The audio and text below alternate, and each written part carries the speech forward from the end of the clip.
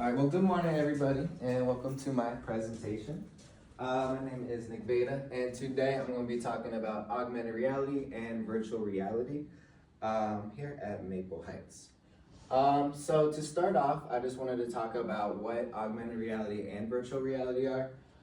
So what augmented reality is what this is going to do. It's going to put a computer-generated image, like inside the real world, like Pokemon Go, like in Amazon, you see it all the time. A lot of different and cool stuff that you can do with augmented reality. Whereas virtual reality, when a user puts the headset on, they're completely in that new environment. Like I said, in that new environment, separate from the physical world. You can also see our students over at NASA using some of the VR stuff as well. I also wanted to just discuss, they're not exactly the same because VR puts you totally in a new world, whereas AR, you got the real world and then you're overlaying something on it as well. And even though they are different, I still found that there are a lot of similarities in them, a lot of mutual benefits with them as well. And with that being said, I think we should push for both technologies to be used here at Maple and for our students. My goals for today, the first thing I want to do is highlight the benefits that our students would get from using AR and VR, both for students and teachers. I also want to give some practical ways and some programs that we could immediately use or plan for future use as well. I also thought of some ideas on how we could provide PD for our staff to give them the tools and knowledge they need, because if we want to implement this stuff, our staff needs to be trained, ready, and confident to use it. And then I also found a couple examples on how AR and VR was successful in some other schools as well. Starting with the benefits that I found of AR and VR, I think like the first and probably like most important one is it's going to allow our students to go places and do things and try things that we just can't do inside the classroom. Like when you put on the VR, well, we could take them to space. We could go different places around the world. You could be conducting experiments or surgery. You could be doing a lot of things that you just can't do. If our students like make something and design something and they want to see how it looks in the room, AR and VR really helps us do that as well. So it gives us a lot of cool opportunities with that. Furthermore, research has shown that using these technologies really helps students work on their abstract reasoning skills, their collaboration skills as well. And through my research, I was really finding that AR and VR are a great platform for us to use to have students solve real life problems, which is super important. Furthermore, I think AR and VR make connections between the real world and technology, and it's also going to help us connect what we learn in class to the real world a lot easier. I'll discuss these two a little more in a minute. But I think this is a great platform for us to talk about active learning and engage our students in computational thinking as well.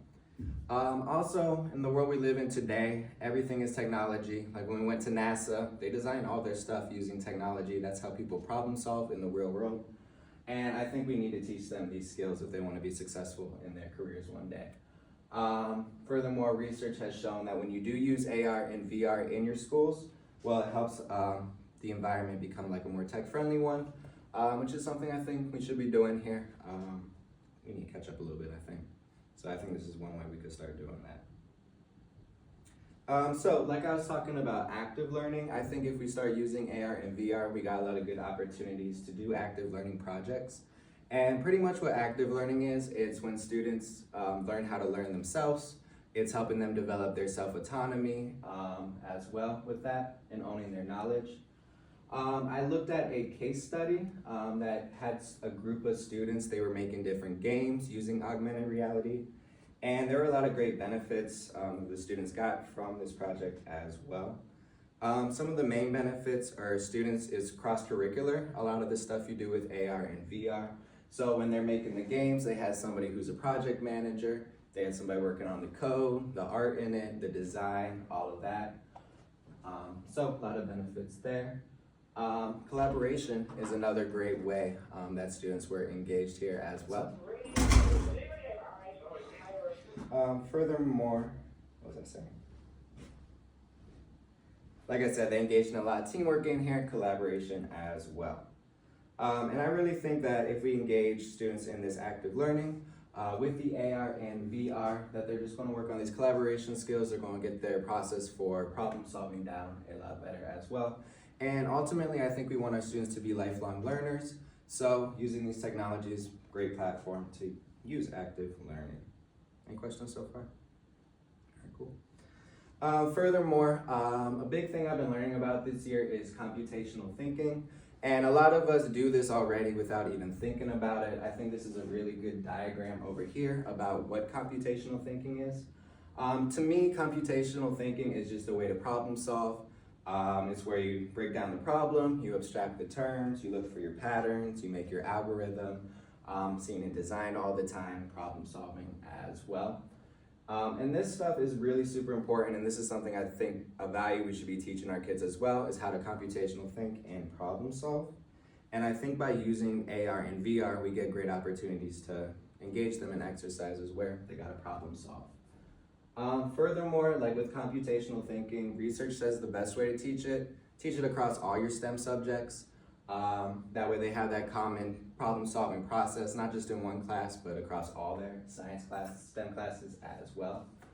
And research also says when you're teaching computational thinking, well, you want to be solving real life problems that relate to your life as well. So if we use this AR and VR, we get a lot of opportunities where it's real easy to engage them in computational thinking. Furthermore, I think if we use some of these technologies, our teachers are going to have a lot of benefits as well. I think it's going to help our teachers make connections between what they teach in class and the real world. For example, like when I'm in STEM club and we're learning about the space station, well, I really want to have them put the VR on and go explore the space station. Furthermore, it provides a lot of opportunities for teachers to engage their students in real life problem solving as well. Another benefit, it helps teachers gamify their lessons, which research shows makes the lessons more entertaining, engaging, students retain information a lot better when the lessons are gamified as well. I also think our teachers' tech literacy would improve as well. And I have a good quote at the bottom. It's about blended learning, and it's saying, blended learning is the appropriate use of mix of theories, methods, and technologies to optimize learning. And while we can use these for blended, what stood out to me in that quote was just using the appropriate technologies. I think this is the way the world is working now, and we got to adjust accordingly and give our students those opportunities. I was also looking, so right now we don't really have any specific like STEM goals yet. But I was looking at our portrait of our graduate and our Maples model of excellence. I think using AR and VR really would help with our students become innovators, critical thinkers, and collaborators as well. And here's why. So with our students being innovators, if we're using this new technology, well, they're using new and cool tools to create environments and creating their own worlds for a lot of these things as well. We can also put students in environments where they need to problem solve. They can model the real life. It can model real life problems going on in our community and give us ideas to problem solve as well. And I really think using these technologies will help us kind of redefine how we teach and how our students learn as well. I think there's a lot of really good stuff out there that we need to use for our students. I think they deserve it. Furthermore, I think it's going to help our students become critical thinkers. Like I said, AR and VR to me are really great ways. Attention, Kyra Fruits. If you're in the building, please report to the main office. Kyra Fruits. If you're in the building, please report to the main office. All right, like I was saying, AR and VR to me, these are really tools and platforms we can use to engage students in real life problem solving, which is really going to help them develop their critical thinking skills, their computational skills, like I was saying earlier, and it's going to help them solve real problems. Furthermore, when you're solving problems, well, you got a team, you got to communicate. So I think we also help students become a collaborator as well. We'll engage them in active learning, problem solving as well. Furthermore, if we do want to use AR and VR in our classrooms, here is the stuff that we would need. Augmented reality, you pretty much need a device with a camera. So iPads are great, but other tablets work just as fine as well. And we'll get more into the specific apps that I found for different technologies as well. We do have Chromebooks here, and we are kind of limited on there, but there are some things that we can do that relate to augmented reality and virtual reality as well. So I already got some ideas of some things we could already go today and go start using. If we want to engage students in VR learning, well, we need the VR headsets. We don't have any at the high school, but the middle and elementary school do as well. And I got some cool programs that they could go and check out today if they wanted to. And then furthermore, if you do want to use this, we got to train our teachers, and they got to be equipped with the appropriate time and technology to get ready to effectively implement AR and VR. Using this in our classrooms, it won't be instantaneous for a lot of us. It might take a little time, but we do have some challenges where we just don't have iPad sets yet for the high school, but I think a good idea would be to get a cart of iPad sets and kind of share it. I think with a lot of these technologies, it might not be something everybody uses every day, but I think if we have opportunities where teachers can rent stuff out and use the AR and VR, I think that'd be pretty successful for our students. Furthermore, we gotta spend some time aligning things we can do with AR and VR to our curriculum. And then I also think we can work as a team. I think there's a lot of good funding opportunities out there. I will share this presentation, but there's a couple links about some Title I funding we might be able to use, and just a couple ideas on how we could get some funding to get some of these devices in our buildings. All right, on to the apps. So I'm going to start off with the augmented reality apps I found as well. The first one, which I really see we could use in our geometry classes and our math classes, is Measure. And what Measure lets you do is, we've all probably used it before, you can measure things around the room, real life objects as well. And I really think we could be using this for Pythagoras theorems, proportions. We could be relaying this to a lot of our geometry curriculum as well. And it's going to help our students take what they learn in class and use it in the real life. I just learned Pythagoras theorem. Oh, I just used it to go find the length of a triangle over there. That was cool stuff we could do there. Another one I checked out was Code Block. And what this does is it teaches students how to code using block codes, which is really good for students who are beginning to learn to code.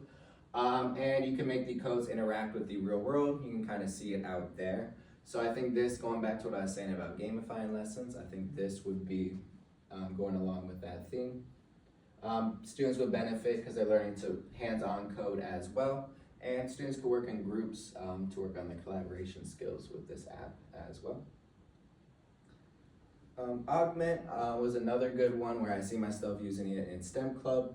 Augment allows students, they can make different designs, but once they do make their designs, they can actually place it in the room, orient it in different ways, and kind of just see what a real life model of things would look like.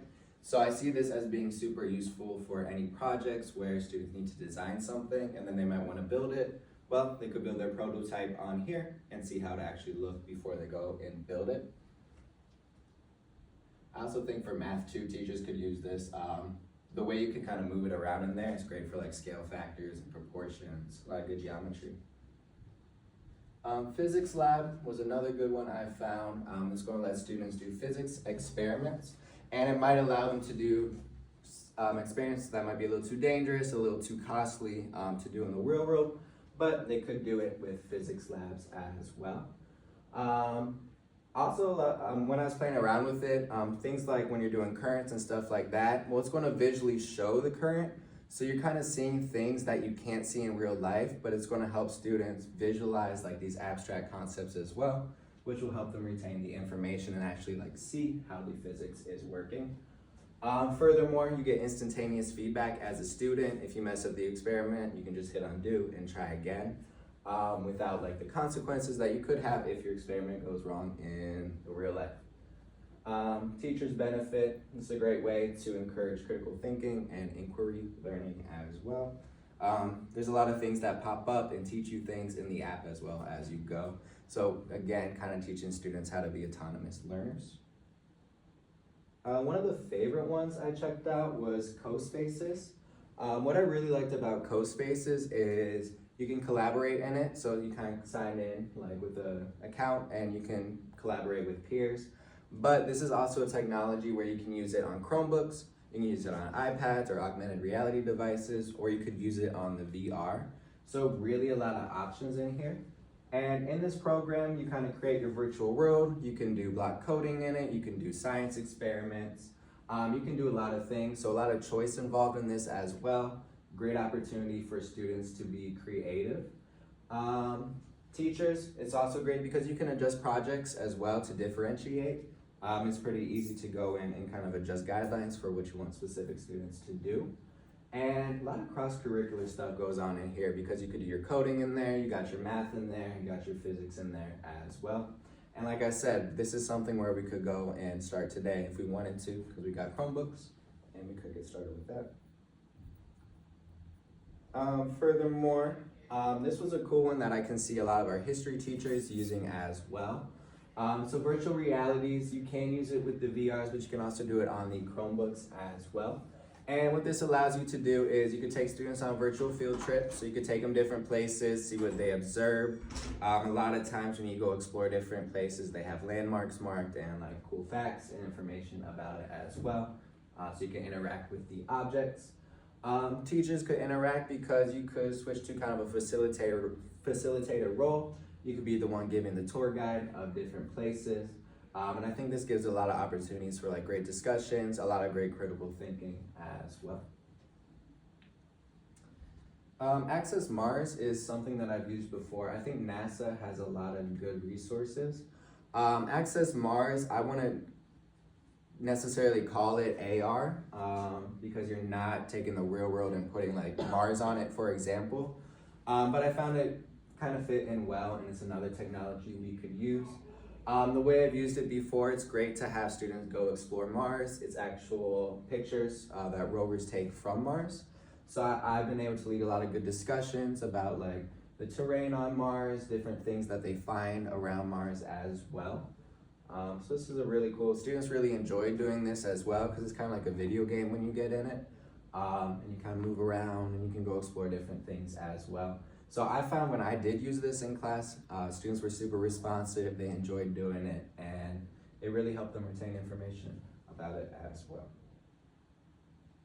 Onto the VR stuff that I found. Prisms is one that I chose to analyze. This is something I went to training for a couple years ago. I think the biggest con of it, it's just kind of expensive, but I did see a lot of really cool things in it as well. In Prisms, they have a lot of curriculum that's already aligned to Ohio standards. So they got Algebra 1, they got Geometry, I think they got Biology as well. And in it, it's really immersive. You can write up the walls. It really helps students visualize concepts as well in a way that you can't just on pen and paper. And I think teachers, I think this is a great tool we could use to help catch students up who may be behind in their math or science as well. Because it's fun, it's engaging, it really helps students. They're moving stuff across equations. And I think this is a really good tool we could use to help remediate for a lot of our students who need it. Labster was another VR that I checked out.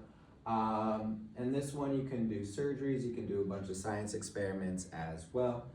You're completely encapsulated in the VR as well. And like I said, with the physics lab, you still get that instantaneous feedback and you can do experiments that you might not be able to do in here. Well, you can do them on Labster as well. I also think a lot of this stuff as well, in the long run, might actually save us some money if we're using it instead of continuously running experiments. If we have a set of VRs, we can do unlimited experiments just at the cost of the VRs. They have some good stats here at the bottom as well. As they were saying, students who passed and used the VR did better in college as well. Like I said, with the gamified, that's some of the benefits that they listed on their website as well. And this one really stood out to me. They were saying that underrepresented students are less likely to pursue in chemistry if they have a bad grade. So I think this could help our students perform better, help them with their confidence and their ability to become scientists one day. I also checked out Titans of Space. This one I would love to try out. I haven't tried it out personally yet, but it looked really cool because you can go all across the solar system, you can go exploring, and you can see a lot of things that we just can't. So it looks really fun, a lot of great reviews about it as well. I would love to do this in my STEM class and take them around the solar system. Similarly, they have an International Space Station tour as well, which would be great because, like I said, in my STEM club, well, we talk a lot about like the space station. We talk about the different compartments of it, what they need up there and stuff like that. And I would love to have students just go explore it and tell me what they found. I think we could do a lot of cool stuff with that. I think it's a great platform to connect what I teach about to actually going and seeing it. I also have OpenBrush that I looked at, and this would be great for our students who are great at art. And it's 3D virtual art that students can make. So I think we get a lot of students, they'd have a new medium to kind of create their art as well. I think a lot of students would be inspired just by like the 3D nature of creating the art, as you can do a lot of things with design that you couldn't do without this program. And I think it'd be great at engaging our students and teaching them about like what 3D art is, some of the programs that 3D artists actually use. Any questions about any of the programs? And there's a lot more out there too. Those are just a few that I found. But like one of the themes that I kind of saw throughout this, well, all of these are going to have students collaborating for a lot of them, a lot of great discussions. A lot of these are going to gamify the lessons, get students interested. And I'm a really firm believer that when you have cool stuff, students want to be there. Their intrinsic motivation goes up, I think, and students are really fascinated by the AR and the VR as well. Furthermore, I did a little more research just to find where AR has been effective for other programs. One study I looked at had a group of undergraduate biology students. The students reported it made learning more fun, they retained information better. In the study, they had a control group using the VR and a group not using the VR. The group who used the VR did a lot better, they retained their information, and they were also just saying it was fun, they wanted to do it again, and they wanted to do more stuff with the VR. So I think that implies that other STEM subjects would benefit from using AR and VR as well to engage students and teach them their self-autonomy as well. Furthermore, it's also worked locally as well. I linked a great article at Akron's Public Library. They put a good makerspace in there with AR and VR technologies. And they found a lot of great opportunities. They've had a great response there as well. And I think when we make makerspaces for our students to go create, we're really fostering their curiosity and we're really helping them become lifelong learners because they're going to learn about things they want to learn about and that they find cool and interesting. There's also another one, I think it's with CMSD. So I linked another article there, and they've seen a lot of success using these technologies as well. Ultimately, I think we want to get our students ready for the future. This is the way everything's going to be for a lot of things as well. So I think we really need to show our students these technologies so when they go into the real world, it's not their first time seeing this stuff. Furthermore, I think a lot of this might take some time. Like if we're getting devices, that might take some time.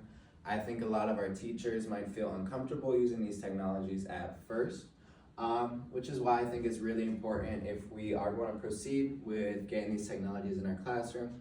We got to train our teachers, we got to have them confident and ready. And I think the first step is getting teachers to buy into why AR and VR are going to be great for our students. I think if they don't think it's good teaching pedagogy, well then it's never going to be used effectively. So I think that's probably the first thing we got to do. And I think we can do this. I think we can share this presentation. I'll be happy to present again. Or we could brainstorm as a team other ways that we could kind of relay them why we think this works. The second thing, I think teachers really have to be confident on how they can implement these technologies and have good self-efficacy. So we gotta train them on what they're doing. We gotta have a support for when they have questions, which is all things I think we really can do as well. And like I said, if we work as a team, this is something that we can really do. And I think it will have a really positive impact on our school and our students as well. And we just gotta help each other out, help each other troubleshoot. The ones who are a little more skilled, you just help everybody out. And I think this would be really successful. Furthermore, if we want to do more specific PD, I found a lot of good resources, and these are all linked in here as well. The first one that I thought was really cool was a website called EdWeb. And there's a lot on there. They have a lot of live PDs as well, and they have a lot of them centered around augmented reality and VR. So that's something where you don't gotta go, but we could be watching it as well, or watching the recording of it, and learning from there. I also like EdWeb because they have it's kind of like a forum style, and they have a lot of good groups, so we can connect with other schools who have been using these technologies, kind of collect ideas, ask our questions in there. The forums are pretty responsive as well. Like I found when people post stuff, usually people are replying and helping out as well. ISTE also had a lot of great resources for AR and VR. If you go there and you search, you find a bunch of great articles and ways we can use AR and VR. I found another website that hosts live PD specifically on VR, so that's Educators in VR. We can also explore what they want to offer at the ESC, or I bet we can ask them, tell them that this is a need that we have, and I'm sure we could arrange something there. And like I said, the key, we just got to work together as a team to find the most effective PD. We don't want people to be overwhelmed by this. We want our teachers to be excited about this, ready to use it, and we want them to feel confident about using these technologies as well. And with that being said, I suggest we're starting with some easier things to implement. I think co-spaces is something we could immediately explore for using AR. I think the measure is something great that our math teachers could start with today, and I think we'd be just fine doing that as well. And then with that being said, I still think we need great teaching pedagogy for this to be effective, which is why I think it's so important that we have our teachers trained, confident, and ready. Got my references attached. What questions do we have? Any questions? Have you you said you did the PRISMS training, was that with Bob? Mm-hmm. Have you implemented that in your class at all yet? I would love to, but we don't have the headsets. They do at the ESC, that's why At Bob the brings ESC? them. Bob will bring them here for you. Mm-hmm. I'll reach out to him. I'll see Okay. if I can pilot some of that. In the past, he just gave me one headset to kind of explore on my own. Okay, yeah, 'cause I think if Bob comes with him, he can bring the set with him and Yeah. be here with you at the same time. Yeah, I'll definitely reach out to him and see if we can try something like that. I think it'd be really cool. I think our students would love it too. Yeah. So I think the cons of it is kind of expensive, but I think it's always worth investing in our kids. Anything else? All right, perfect. Thank y'all for coming. Thank you. Mm-hmm.